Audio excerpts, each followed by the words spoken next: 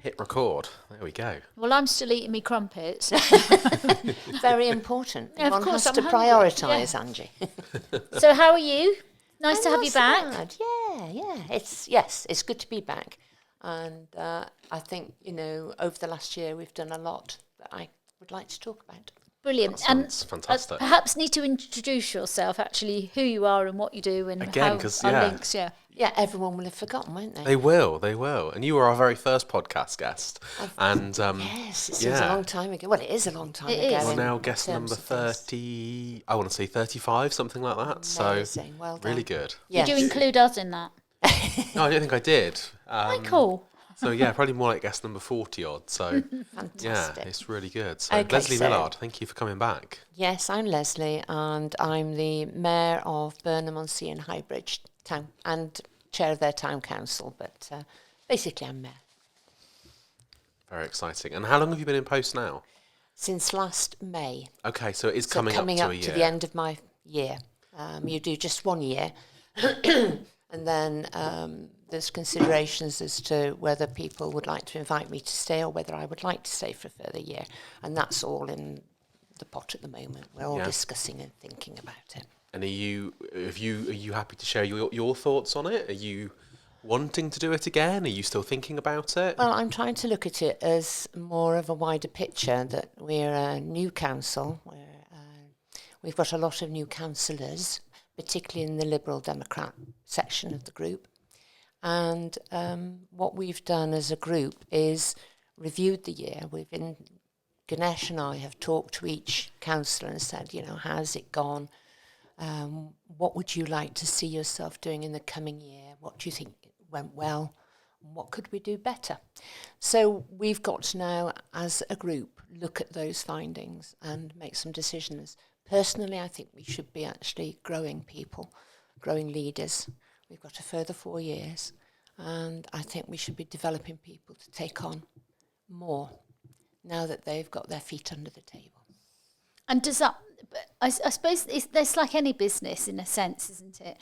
It's that bit about developing people's skills, Yes. seeing what their skill set is, Yes. promoting that, and then increasing their skill set in a different way, really. Absolutely. And I don't think some people understand that actually you do that for 4 years and then you all get kicked out, or may all get kicked out. Yes. There's no guarantee. And then No. the next group have to do the same again. And mistakes get made, of course, by everybody, but it's like... It's a bit like Groundhog Day, I imagine. Yeah. Because you're almost back to the start again. Yeah, good old democracy. It's interesting because the way I want to operate the Youth Town Council is very different, because I've seen the disadvantages of a whole new body of people coming in, more than 50% of whom had never worked in local government before. Huge learning curve for everybody. And so when I'm thinking about the Youth Town Council, what I want to do is to build up a position where we always have experienced councillors, so that they will serve for 2 years, and then at each election we replace the older students, so that we have a constant rolling over of experienced, inexperienced, and that way I think it will work better. And to a certain extent, I wish we'd had that. We had a very small number of experienced councillors, and it was a huge burden for them, and they were actually, being town councillor, district councillor and county councillor at the same time. So huge burden on everybody. And the worst thing for us as a new town council is that we inherited an office staff that was less than 50% of the normal staff. Our town clerk was a temporary one, working just 2 days a week. And then we had the original 2 office staff in the office.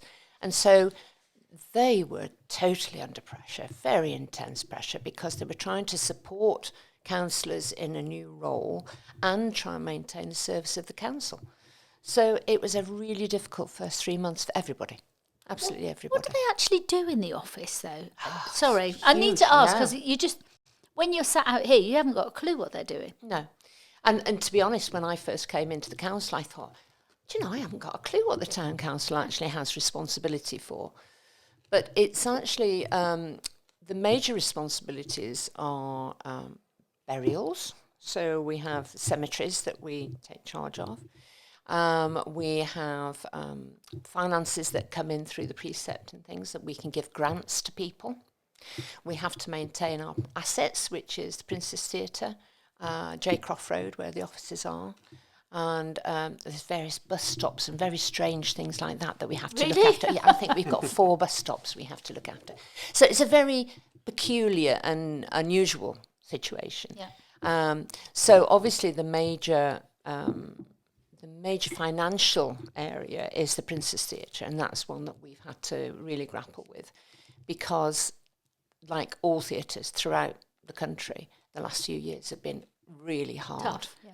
And so financially, a lot of theatres actually closed. So that's something that we've gripped as a town council and said, no, we need to look at strategic planning. We need to look at how, yes, we still want it to be operating, but how can we manage it better? And I think that's going to be a key element. So we're looking at strategic planning. We've had an independent consultant look at that, and it's somebody who's actually run a theatre that is owned by a council. So it's somebody who knows the territory. Yeah. So they're doing a very detailed report for us, which will then have some recommendations that will come to town council, and then the town council will decide the way forward. And that's how it should be done. It should be looking at the reality. This is what it is. This is what we want to achieve. And how best can we achieve that? And there's all sorts of options for that. Yeah. Because I always think something like that is a community facility. Yes. Should be promoted as a community facility, because I honestly did not know that the town council owned the theatre. I also didn't, because I always felt you kind of feel a little bit excluded from the theatre. That it's almost like the person who is managing it at that time is basically the implication is that they own it, if you see what I'm saying. They've got some agreement, and basically the community don't have a right over it. So I think it's something that could change, and I think that would change how the theatre is used. Yes, I agree with you, and I think this openness is what we're aiming for. Yeah. I mean, everyone can attend the Princess Management Committee meetings. Yeah. It's an open meeting, and you can ask to speak at it as well. So, and I think that's what we really want to do, is to really come to the community and say, what do you want from this theatre? It's a really precious asset to us. We really want it to work for everybody. Yeah. And then we've got to look at ways of saying, well, this is what we want. Okay, how can we manage that? Yeah. Because it's a huge financial burden on the town council. Well, Dave and I sponsored some of the art exhibitions. So people, we knew they were going to do art exhibitions, and they couldn't afford to get everything framed or whatever. And Dave and I said, well, we'll sponsor that. We're happy to do that. But I just think it's a bit, and I know we did our art exhibition from the rehab in the church, St Agnes Church. Yes. Because actually it's not encouraged as much. And I think it's such a shame, because you could have an art exhibition in the cafe, you could have an art exhibition in the hall, you can have it everywhere and anywhere. Well, and that is actually happening. I've now attended at least 2 exhibitions that are up in the Pitsy Room, I think it's called. Oh, I've never been up. And the cafe has got art up all the time that you can buy. So there's always an exhibition there. So I think it is opening up, and I think it is starting to come. But who do they tell? How do you get that stuff out there? Because not everybody does social media. Not everybody. Do you know what I'm saying? And I think sometimes we're so reliant on social media that actually people who would be really interested or would utilise those facilities more don't get that information. Yes, and what we're doing is as a council, we're looking at improving our communications. We've not got a really good IT setup at all. And I'm taking on your point about not IT as well, but from an IT point of view, social media, all of that, we need to upskill our council officers, and we're appointing at the moment, so that will happen. The other side of it, which I fought all the way, being of a certain generation, that I'm very aware that there are a lot of people who do not have access to computers, and we've got to find ways of reaching them as well. Yeah. So we're going to start pushing out the boundaries, if you like. And there was always the set places. We've got 3 boards that everything goes on. I'm not sure who looks at them, but there are notice boards in the towns, both towns. We want to use the library. We want to use Moorland Hub. We want to use Burnham Community Centre, and look at widening that arena, if you like, so that we can spread the word in a better way. And looking at all the community groups we've got and saying maybe churches together is another way that we can get things through. How can we reach the audience we want to reach? Yeah. I think what's really nice as well about Burnham-on-Sea is you've got Burnham-on-Sea.com, which that is a real asset for the community, because there's so many towns around. I mean, I live in Weston, Weston-super-Mare, and we don't have anything like that. We have a Western Mercury newspaper, which I think is now owned by The Sun, and the website is dreadful.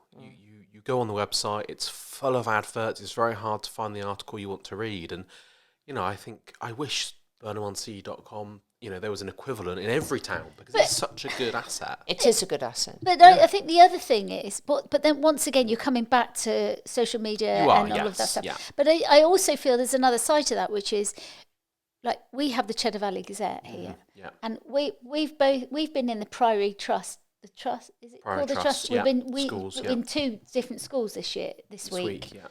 In regards to charity and giving back and stuff like that. And actually, they do a good newspaper. I don't know how to say that. It's a bit of a mouthful, but every school's got what they call a Jill Dando news.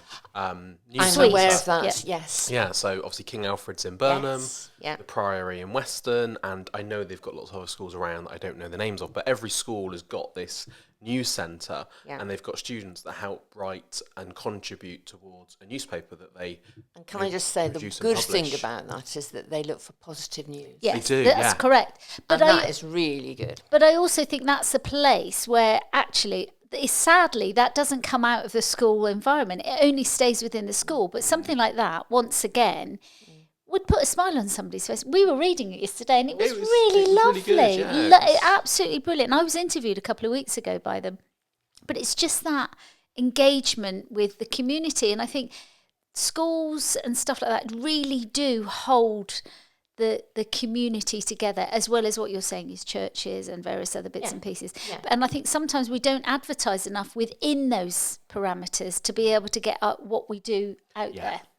And I think I'm hoping that Youth Town Council will start picking up on that. Yeah. And we will then bridge between the Town Council and the youth of the town. Yeah. And find ways. And they're wonderful. They have such lateral thinking. They think outside the box. They come up with some brilliant ideas. And I'm really looking forward to it. We've got our first inaugural meeting. Sadly, the community groups couldn't find anybody to put onto the council. So our first Youth Town Council is going to be just 6 students from King Alfred's. And this will be to start us off, and then each year we'll go out to the youth groups each year and say, can you elect somebody to join us? And I've got high hopes that maybe next year. What age group is that? 16 to 18. Oh, okay. So it's fantastic. The problem for us is this time of year, of course, the 18-year-olds are in up to the rising exams. So the 16-year-olds. Timing is really key, yes. It's really key. So that's another thing that we're going to discuss at this first meeting, and say to them, look, how can we best run this? And really throw the ball over to them. This is what we want from you. How can we best do this together? And look at ways of setting up the town council, the youth town council, to really be an integral part of the decision-making of the town. It's really exciting. Yeah, really it's brilliant. And so can I touch on social media and the negative side of it as well? Yeah. Is that all right for you? Are you sure? Yeah. And I know we talked about it in our trustees meeting that on Monday in fact, we didn't post anything about that, by the way. No. We need to do that. But we talked about some of the negative feedback that the council have had, and you personally as well. And we were quite shocked by the comments that, first of all, people don't put their names to. They have these pretend names. I could mention them, but I better not. And it's really shocked by people's ignorance and rudeness and no kindness. It was really awful. And also the way they talk about human beings as if they're a piece of meat or a piece of poo on the bottom of their shoe, if you see what I'm saying. But alongside that, there's some people put some really positive things in there, but were then tinged with this judgment of people, and you think, come on, if you want to make a fuss about this, get off your butt and go and join the council or do something. It's also about being constructive, just poo-pooing ideas that's not helpful. You have to be constructive and say absolutely why you don't think that's going to work and suggest alternatives. I mean, my view of it all is that I'm a very firm believer in freedom of speech and democracy, and that it should work, and this is how it should be. If you put yourself up for public service, then you should be ready to be challenged on your actions. Mm-hmm. And that's fine, and I'm up for that. Yeah. And that's absolutely fine. What I think personally, of a personal viewpoint, I prefer face-to-face challenges. That's the way I work best. I've dealt with confrontations throughout my education career. And we've always managed to have discussions on mutual respect. I think the danger with social media is it takes away the impact of what you're saying on the person you're saying it to. Yeah. And somehow all holes are gone. You can say whatever you like and it doesn't matter. And I feel that's very sad. And a sad reflection on our society. It takes the humanness away, doesn't it? It takes that humanness that actually you have feelings. Mm-hmm. And would you speak to your loved one like that? And the chances are you wouldn't. I mean, I've had it, so I know exactly what that feels like. But I think it's more about, as Lesley said, you wouldn't say it to somebody's face. A good friend of mine is currently battling an issue with a car that she purchased that was unfortunately not roadworthy. The garage didn't really want to know about it. And unfortunately, she's having to go through court now. And she's received some paperwork that's been submitted to the court, which the comments that the defendant has made about her is just unbelievable. And you think you would never say something like that in person, but because you're able to write it and then email it, and it's poof out your mind. It's at a distance. Exactly, it's at a distance. I received an email this week from a lady who runs a village hall that we're trying to arrange access to, and the email was just so rude, aggressive, unkind, aggressive, and you just think I've met you face to face. You've been nice as pie. Why are you now sending this type of email? And you think. Again, I think it's because, they've spent several hours or however long writing this email, they've sent it, and they think, oh, I've done that now, and they feel good about themselves because they've got it off their chest. But the reality is, if they'd phoned me or if I'd come in and sat with them, they wouldn't have said any of that stuff. No. Because it's not really...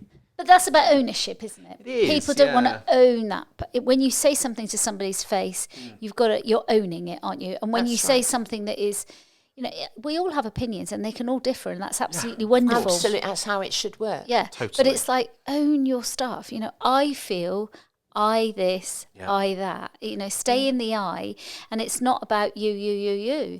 But, I feel really sad that people feel it's okay to be as mean as that. I think the sad thing is, Angie, that having spoken to other people, because yes, I found it very disturbing and upsetting, personally.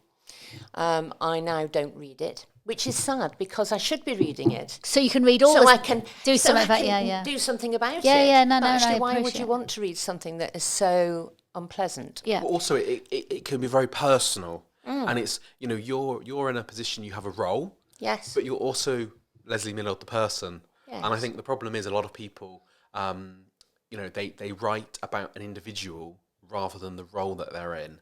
And I think those subtle differences are really important. Yes. And unfortunately, people don't realise that sometimes. But it's interesting, I was talking to other people in public positions during this time, just getting a feedback, how do you manage, do you get this?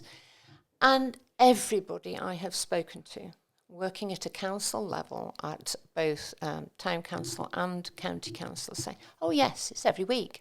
Yeah. God. And you think, what? I had no idea. I'm very naive, I'm sorry, but I had no idea that this sort of thing could happen, it's really sad. But also to me, it's bullying. Yeah. And we're dealing with bullying in schools all the time. And the way that we deal with the students is to say, don't ever write anything you would not say to somebody's face. Yeah. And maybe I'd like people to consider that thought. Yeah. And I think you're absolutely spot on. That's exactly what keyboard warriors do. Is, they just fire things off, but they wouldn't say it to someone's face. And funnily, I mean, I've had it recently. I don't want to talk about that bit, but I've had it. But one of the thing that has sparked all of this is a bloody tree. And I'm not being funny, but my niece from my first marriage died because of a falling tree. The tree fell on her and killed her instantly. Now, it was many years ago, but it's like, I don't think people think that wider picture. It's that very narrow thinking. And it's like, she was a little girl in just starting her life in a sense, and the tree was coming down, and one sister ran one way and the other sister ran the other way, and she ended up passing away. And and you think the tree that you're talking about is diseased and needs to come down before it falls on another child or before it kills an adult or whoever. It's like, think wider instead of this narrow thinking of, I want this tree to stay. I would love that tree to stay. It's beautiful. I pass it every day when I go to work. But truthfully, if it's rotten, it needs to go. That's right. And I think this is where we really need to enable people to have their opinions, to talk about the opinions. But it has gone to council. We were asked to fund the maintenance. That was the only bit we have any say in, because it's Somerset County Council's actual thing. So... and the other thing is, I mean, a friend of mine was saying he was involved in a situation like this, and they saved the tree, and it fell and killed somebody in Cheltenham. So you have that at the back of your mind. Of course you do. We have duty of care to our residents, and it's really important to me that our residents are safe. Yeah. So what we're, at the end of the day, you've got a balancing act. Yes, people must be allowed to say how they feel and what they want to do.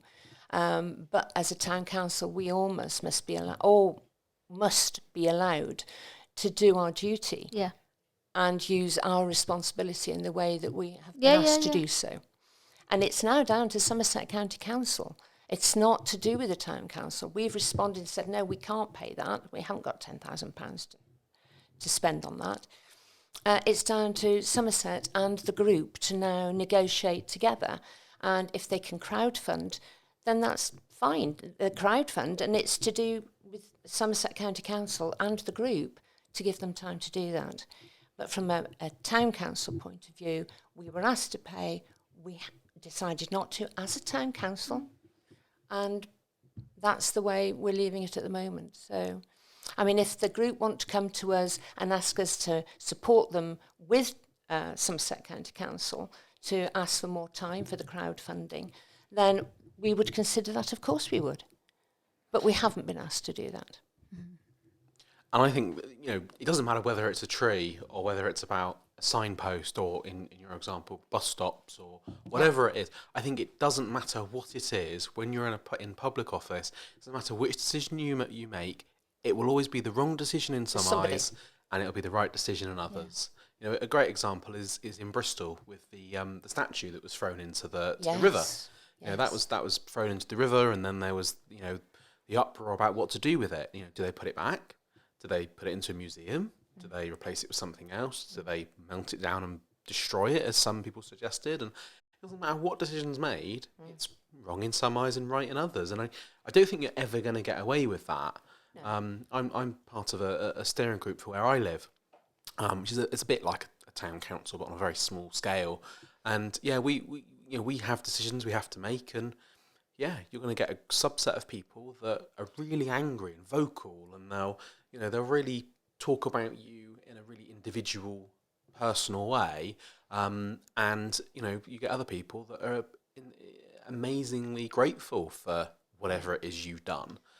And what I think a lot of people don't realise is the amount of time that people voluntarily give up for these things. And it's really sad that some people can be so kind of closed-minded about that and not realise that if these people didn't do those roles, who would?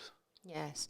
And I think also as a council, we're working very hard, even before all this blew up, to improve our relationship with the residents. So we've established drop-in centres before every town council meeting. Obviously, even before this, the public could come and speak at town council meetings. It was interesting that with the tree, nobody came to that town council meeting to speak, and nobody came to the drop-in centre that was held prior to that.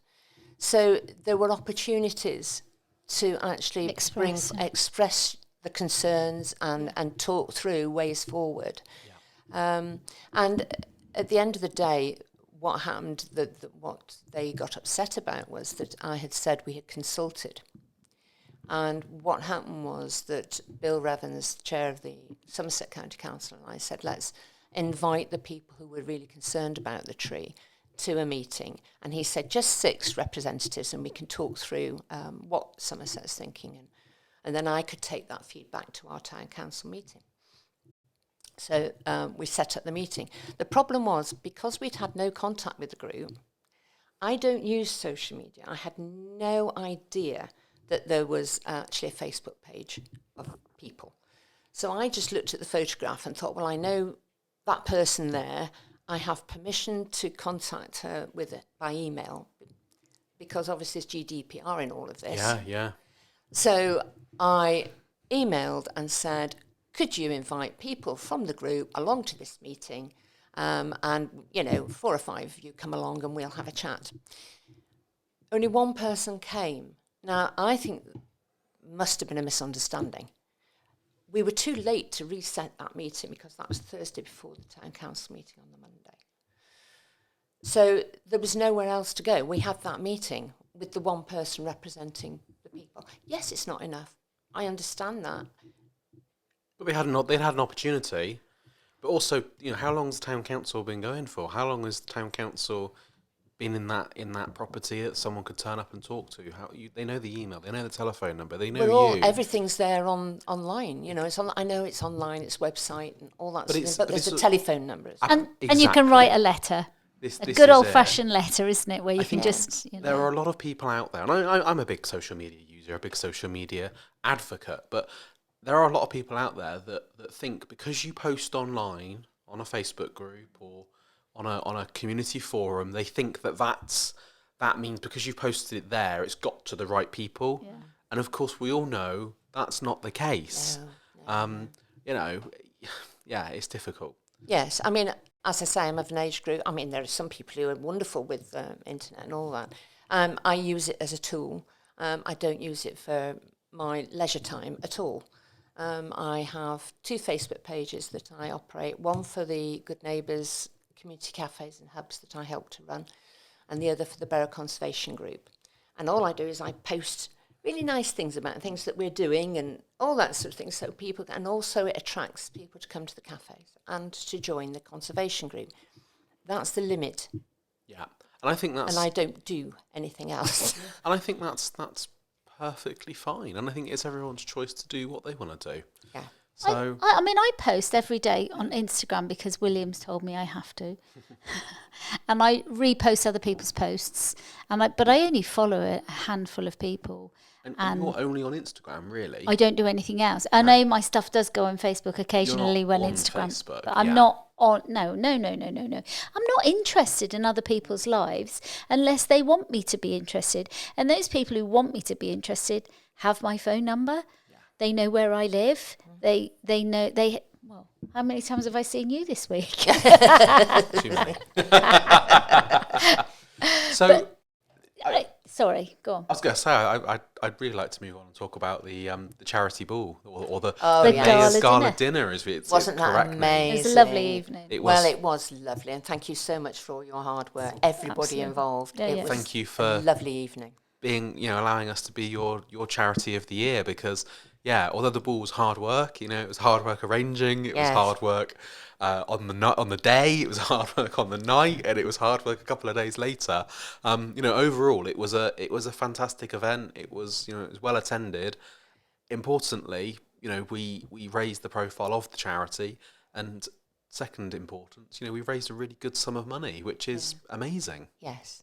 And I think it is raising the profile of the charity was the key element for us all, wasn't it, really? We wanted to say, this is a wonderful charity. Please support them. Yeah. And that has been the key element of all my work with you, that I've really wanted to raise that. Because you do an amazing job in the community, and people need to know that. 157 people this week individually.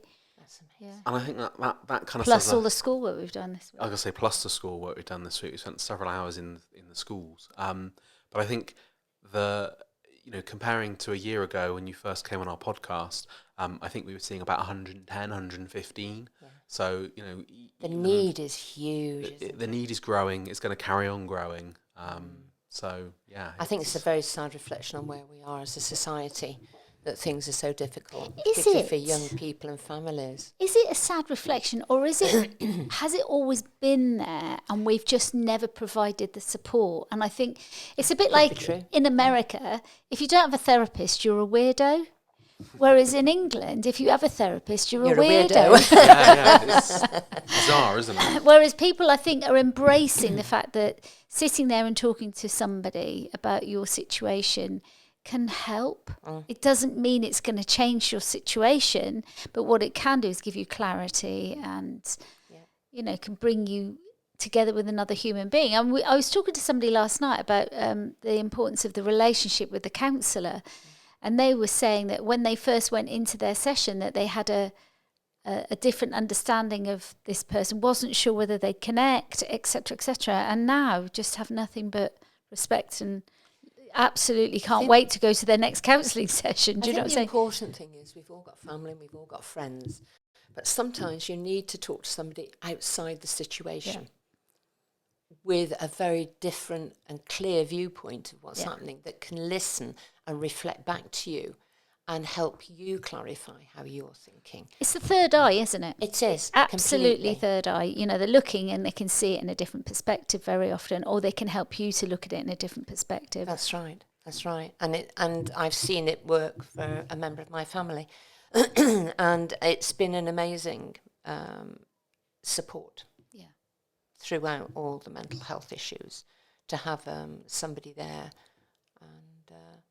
And it also helps the carers, because they're not alone trying to support somebody. So from a personal point of view, it's really helpful for all of us.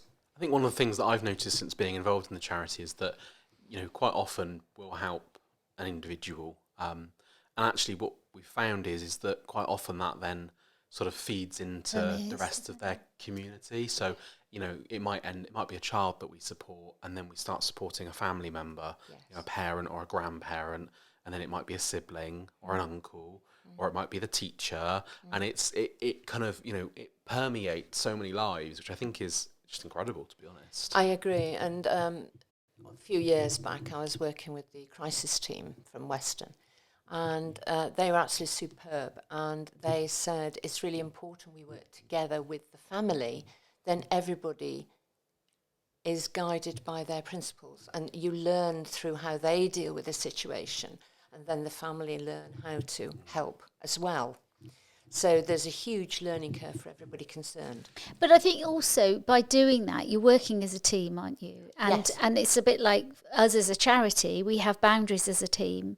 And we won't write reports. Yeah. So that's not what we do as a charity. We do counselling. We do school talks. We do this, we do that. But what we don't do is write a report to social services about you. No. And we don't do court appearances. We don't do this, we don't do that. Unless we actually have to, we're summoned to do something, we would not do it. And it's the same for the rehab. It's exactly the same. We have ways and methods, and this is what we do, and this is how we do it. Yeah. And actually, when you work together as a team, it's so strong. Yes. Whereas if you sit there out there on your own, it's tough. It is tough. As a carer, as a family member, a wife, a husband, a daughter, a son, whatever your circumstances are, it's really hard being a sole support. I mean, you must have found that a little bit with your circumstances at home, where it's that sometimes you feel like you're the one that the go-to. Do you know what I'm saying? Yeah, I think it's everyone handles things differently. and it's about being able to share experiences and share things with people, I suppose. Yes, I think that the first shock we had was obviously several years ago now, when a doctor turned and said, well, either you take responsibility for the life or they're put into a mental. Which is, how can you do that? And when you've had no experience in the past, as as a family member, you're thinking, wow, okay, how do I deal with this? Yeah. And as you say, you pull together as a family and think, okay, this is something we need to do together. But then when the crisis team got involved, that's when things eased. Yeah. Because it's a huge burden having somebody's life in your hands. Yeah. And I've been in those circumstances with a family member, and it was horrendous. And I think even now, when that person talks about the despair that they may be feeling about, and I can see it, and I have to sit there and I think, oh my gosh, do they... And even though they've reassured me that would never happen, God, I feel tearful even saying it, to be honest. It's that emotional... and I do it for a living, but when it's your... Yes. Your whatever, family member. Yeah, it's you really think hard. it's awful. And you feel so powerless because you cannot sit with somebody 24 hours a day and make sure that they don't commit suicide. You cannot do that. It's not something that physically you can do that. It's just impossible. No, and you come home each night and you think, what am I going to find? Yeah. And it is really hard, and I can empathise with anybody at this moment going through anything like that. And just say there is help out there. Yeah. And it's people like you who can really help. And it's not just helping the person in question, helping people to help as well. Yeah. And I think it's helping people to understand that it's not your responsibility. You are not responsible for somebody else. You can be there and support them, but you're not responsible. Because, when you have particularly if it's a family member, somebody that you love dearly, and they are in that position, it's like... wow, where do I go? What do I do? And then when something does happen, sadly, and I know I've experienced that as a professional where people have taken their lives that I've been working with, and you think, you're devastated by that. What did I miss? Yes, what could I have done better? I've got through that. I can do that. And I've now, I've learned that I'm not responsible for somebody's life. I am not responsible but when it's your family, I'm not being funny, but it's a whole different ballgame. Totally. It feels completely different. Yes, it does. And what worries me to a certain extent, I know you're saying probably all this was happening anyway, but I do think the pandemic has had a huge impact on all of us. And we are dealing with our emotions in different ways now, and people are more afraid of going into community now. We've still got people who don't want to engage in community activities. And I think there's something we've all got to accept, to say, okay, things are a bit different. Let's find different ways of doing things then. Yeah. But, we did, for the charity, we did a coffee and chat by Zoom. Nobody turned up. The only people that came was our volunteers. But you see, that's one of the big learning curves for me through coming through a pandemic like that and self-isolation and all that lockdown business, how much we need each other. We need to see people. We need to talk to people. And it's a key human need. And therefore we've got to provide it. I think that IT and technology has got some wonderful tools for us to get a lot of things done. But you cannot take away the fact that we need human contact. It's very, very true. I volunteered during the very start of the pandemic to be a contact volunteer, where you would get sent a phone number and basically you just ring this person and you don't know who they are, you know nothing about them, and you ring them, and I had some great conversations with people. I didn't have many people that I got referred to. I think it was 4 or 5, but I had some great conversations with people. Most of them elderly, most of them sort of in their 80s or 90s. But yeah, they were telling me about their life and their grandchildren and how they miss them and what they've been watching on the TV, talking about the delivery person that delivered their prescriptions. And, it was really lovely. Yes. It was really lovely. And I know what you mean about the whole technology side of things, but that was a really nice human connection. But do you do that in real life? Because my kids are mortified by me, because I say, if I pass you in the morning, good morning. If I pass someone in the afternoon, good afternoon. Hello. I do it to everybody, even in London. And my kids go, Mum, they're going to think you're a crazy woman. I said, well, perhaps I am crazy. But that is important. That's what is important. So if I'm sat somewhere, anywhere, I will speak to that person, whoever it is, I will speak to them. Yes, I'm the same.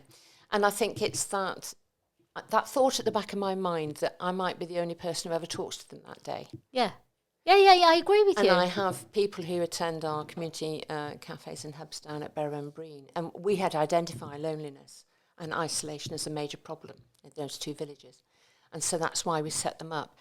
And we've got about 50 or 60% of those people are newly bereaved. Mm. It's all a certain age group at the moment. We'd welcome anybody younger, but it tends to be older people. And they're on their own all day. Yeah. So we've got one gentleman who comes to both hubs on both the Tuesday and the Thursday every week. He said, it's my reason for coming out. I don't bother any other time. But isn't that bit where you think, gosh, it should be there every day? So every day that they can go to the hub and they can do that. Mm. And I suppose that's the bit, because, I mean, we do one on a Saturday, once a month. But really and truly, the ideal thing, I know, like in Burnham, they've got the waffle hub. That's right. And that's been going very, very well. Yeah. But it's like, it is a place where people can go, but not everybody wants to hang around in that kind of place. They might want to go somewhere that's got a different setting. Yes. And I think it would be lovely, I think, if we had some form of daily community place where people can just go to and have a cuppa. But would that work, is my question? Well, I don't know that. Would it almost be a bit too... It's not special enough.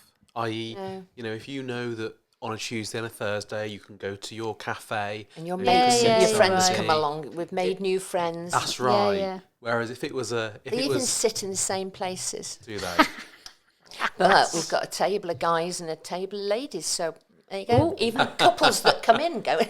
Do they really? Wow. Oh, that's funny. Yeah, that's really lovely. Funny. But we were really pleased to see that happening, because often guys sometimes find it difficult to deal with their emotions. But we've shared tears and we've shared laughter. And that's so lovely. So yours are on a Tuesday and a Thursday? Tuesday and a Thursday in Burnham-on-Sea, yeah. And whereabouts are they in Burnham? In the village. So on a Tuesday it's 1 till 3 at the Barrow Village Hall. And on a Thursday it's 1 till 3 at the Breen Village Hall.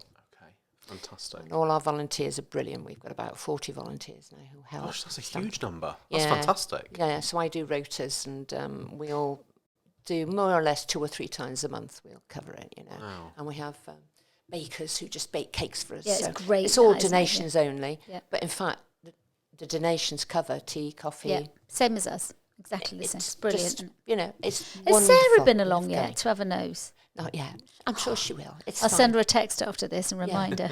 Well, we've actually started Barrow's increase now to 30 every week. We're getting 30 people. And Breen is Breen's either 1 or 17. We never quite know what's going to happen. But we have people who are walking and they pop into Breen. But no, it's been absolutely... I love going there. It's just wonderful. And the people are just super. And we did a celebration because it originated from the church, but it's now a community facility. So we did a celebration in church, and we asked all the people who visited the cafe, what do you get out of this? Why do you come? And that was when that guy said to me, it saved my life. Yeah. Wow. That's incredible. And I had trouble then walking on, talking to other people. Yeah, I can imagine. But just amazing. Amazing. And they all said, it's just after the pandemic, I've been so lonely. Family are far away. You don't get your extended family around you. Well, not often around where you are. And so, yes, it's been a wonderful, wonderful thing. And I've loved it. But I think coming back to the pandemic, I think you've got a real strong point there in regards to those connections, because I think some people, Dave and I know loads of people. We have a big social group. But actually, there's some people we've not had any contact since the pandemic, and it's not of our doing. I was really good in the pandemic. I text everybody, WhatsApped everybody, made sure that people were all right. But people weren't as quick to respond. Because it's not like, oh, should we go out for dinner? Should we go out for... No. You know, they're not the kind of people that want to go out for a walk. No. You know, I'll walk around the resi and... No. And it's not... And I think, actually, they're probably the people that need it more than ever, that you forget about them almost. Well, I get surprised by the people who actually say to me now, I found that so hard. And thinking, I wouldn't have thought, but we should never judge, should we? We should never... Oh, gosh, no. Don't make assumptions.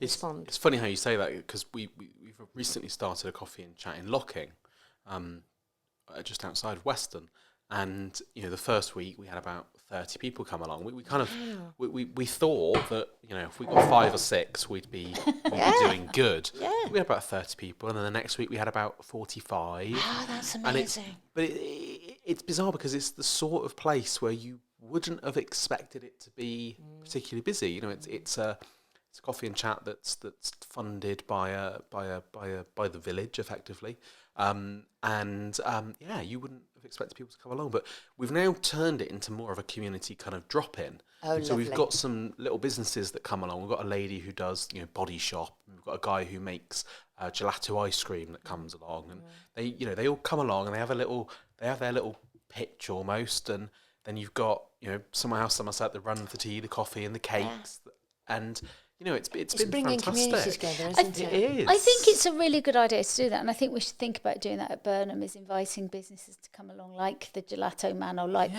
because I do feel that there is a point where there are some amazingly talented people in our community. Absolutely. And we don't kind of target them. We don't have those links, and I don't think the community... I mean, I've gone to things and think, wow, I'm so impressed.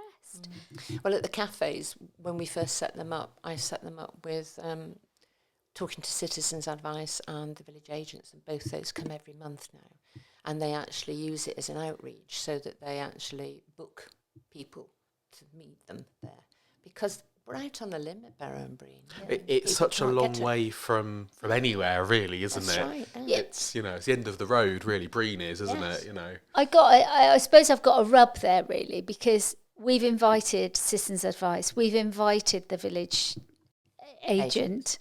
And we know what the challenge is, though. The challenge is ours on a Saturday. But I think, that's my point. My point is, people's lives are still alive on a Saturday. Yeah. They still have problems on a Saturday and a Sunday. It's not just Monday to Friday. And I think we work 24 hours a day, 52 weeks of the year. I don't want to.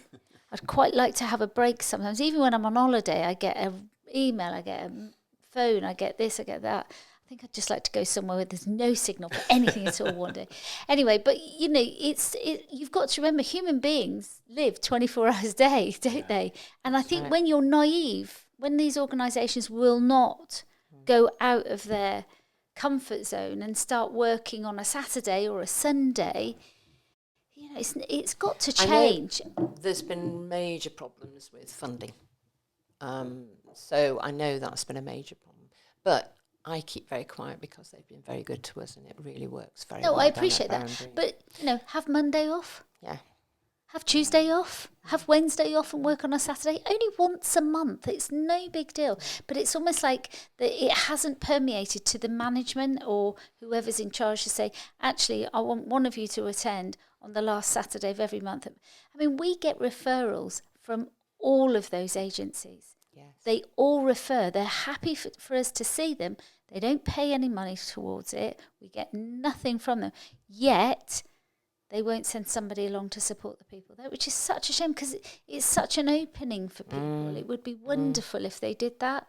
And, we've tried, haven't we? We have, and it is a shame. But I have to say the Locking one's gone really well. Inviting these small businesses has been fantastic, and maybe we should have the conversation about inviting more to the Burnham one. Yeah, I agree. We do the Christmas fair, and we invite small businesses to come along to that, and I think that's always it's got a nice buzz about it. But also, I think by bringing those businesses along or inviting them along, they also bring a group of people. Yes, that perhaps didn't know about it. Yes. It's building community. It's networking, and that's coming back to the mayor's role. Is what I feel my role is by going out. I mean, my main aim at the beginning last May was I don't know the town. I've only lived here 5 years. I have no idea what's going on in Burnham and Highbridge.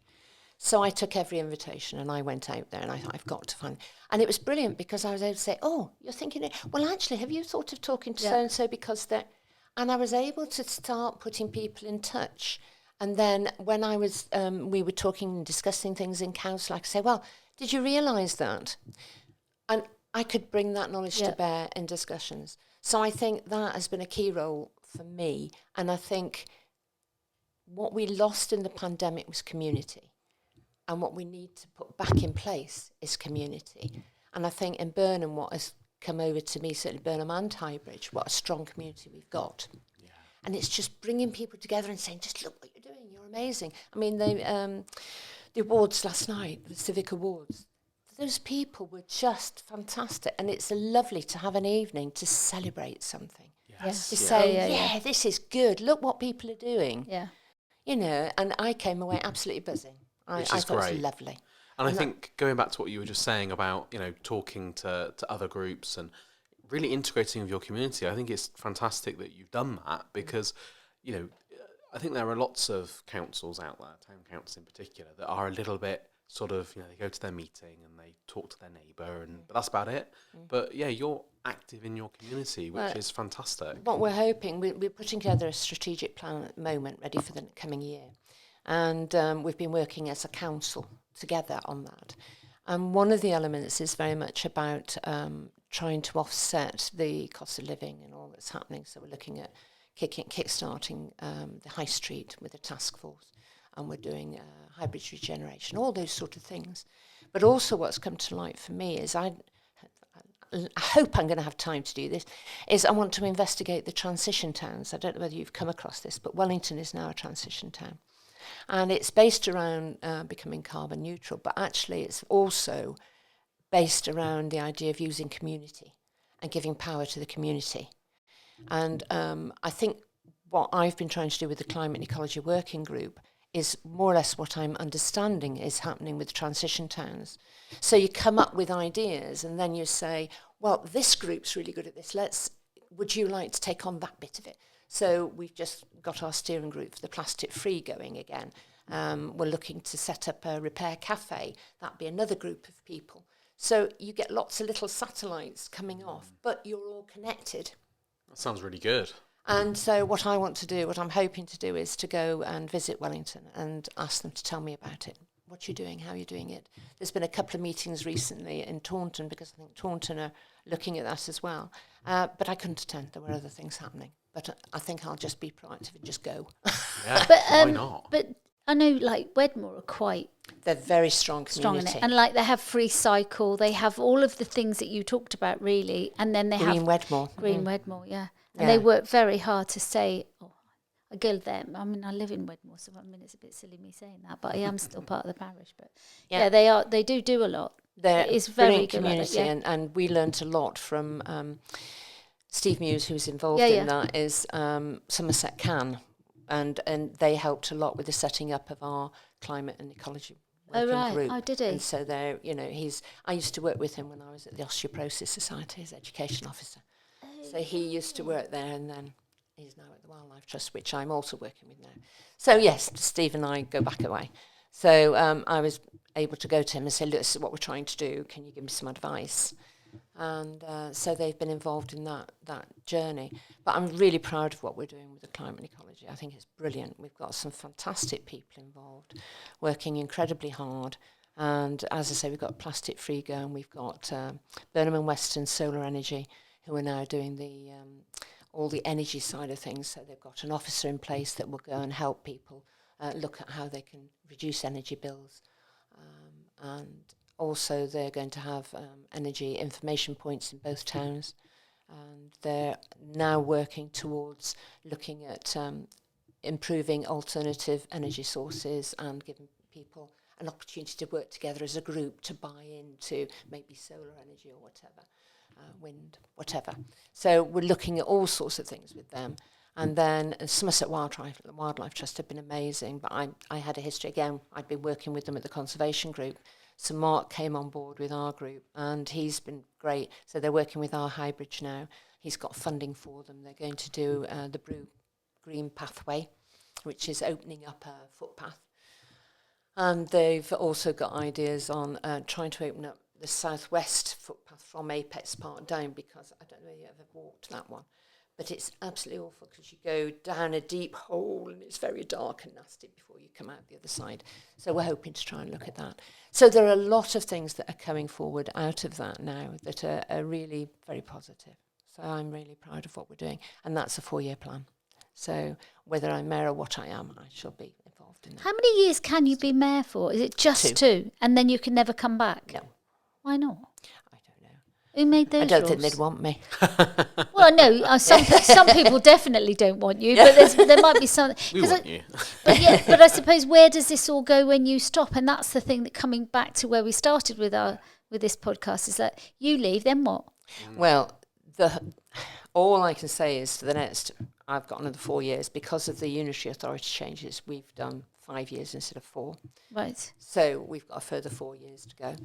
And so there'll be another mayor taking on, but I will negotiate with my team and hopefully be able to keep on the elements that I'm doing, like the climate and ecology and the Youth Town Council. Yeah. So the next mayor will have something else that they might want to pick up on. Yeah, they might have their own initiative or whatever. Absolutely. Yeah. But hopefully that will all keep going. At the end of the 4 years, who knows? Yeah, but it's like that with the government, isn't it? I mean, let's face it, it's all the damn same. We never know from 1 year to the next. No. And we've got all the uncertainty with the unitary authority as well. I mean, they've had to make enormous changes in 1 year, which is absolutely ridiculous. Has there been much impact on the town council? Not at the moment. Okay, that's good. Not at the moment. Planning seems to be the major changes, and that's very in the different ways of communication, your results at planning meetings, that sort of thing. But what has happened is that to try and maintain continuity, things are going to stay the same a while until they start to work their way through each of it. Bringing 5 district councils into one is tough. All doing different... Big old job. Yes, different financial systems, different structures. Every committee had a different way of doing things. So, but isn't that's half the problem, though, isn't it? There's no continuity. And I was nagging my team this morning about that. You have an opinion, you're entitled to share it, and you're entitled to make changes. But we make changes as a team and as an organisation. We don't make changes individually, because otherwise it gets messed up. You end up with 5 financial situations. Do you know what I mean? And it's absolute crazy stuff when it's like that. I mean, it's very hard for them, but I'm sure they'll manage it all. It's just that helping us understand where we are with this all is a key part of it. Will it save money, in your opinion? In my personal opinion, I doubt it, because they've had to do so much to try and also the energy crisis has hit them like everybody else. I mean, they've got to find a building to house, I think it's 110 councillors. So they've got 50 at the moment, I think. So there's all sorts of big things that they're going to have to do. But I'm sure they'll tackle it in the same way as they've done everything. Everything will be up and running on the 1st of April. So brilliant. Not long to go. No. A few hours. Scary stuff. So is there anything else you want to tell us about? I don't think so. I'm just reflecting on the year for myself, looking forward to the next year. And I've learned a huge amount about myself as well as about the council and the towns. And I'm stronger for it. Good. That's really good. Well, I just want to say thank you for your support of the charity, to be honest, because it's been fantastic. Well, I've loved working with you all night. I've learned a lot from you. And see you next year on the podcast. Definitely. It's just nice to have that continuity, isn't it? Also to see your development. Because, I mean, I think when you first came, I would say you were probably more anxious. A rabbit in the headlights. Yeah. I think that might have been the phrase you used. Yeah. And actually, it feels like you've got some calmness around it a bit more, and you've got some, you know where you're going, and and I'm pleased with you. Yeah. I've developed resilience. Thank you very much. Thank you. Thank you. Yeah, we'll see you again soon. Yeah, I look forward to it.